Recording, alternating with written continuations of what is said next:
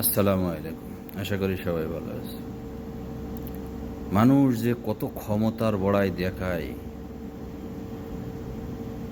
কোনো দল যদি ক্ষমতায় আসে তার ক্ষমতার বড়াইতি বাপ মা পর্যন্ত গায়ে হাত দেয়, বাপ মার পর্যন্ত গায়ে হাত দেয়।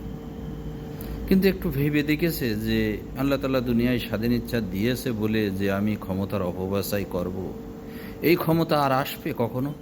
একবারই আসে। ফুল কিন্তু বারবার ফোটে না, একবারই ফোটে। আর ক্ষমতাও একবারই আসে, দুবার আসে না।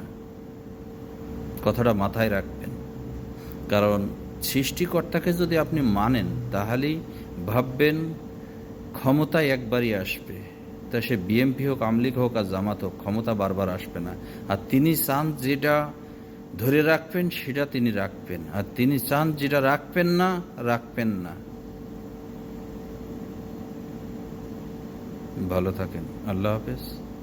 গোটা বিশ্বের মানুষকে আল্লাহ তাআলা যেন হেদায়েত দান করেন।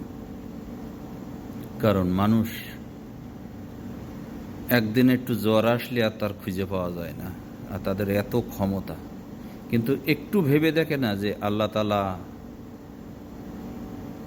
ক্ষমতার অপব্যবসায় করতে নিষেধ করেছে, যে তোমরা ক্ষমতার বড়াই দেখিও না।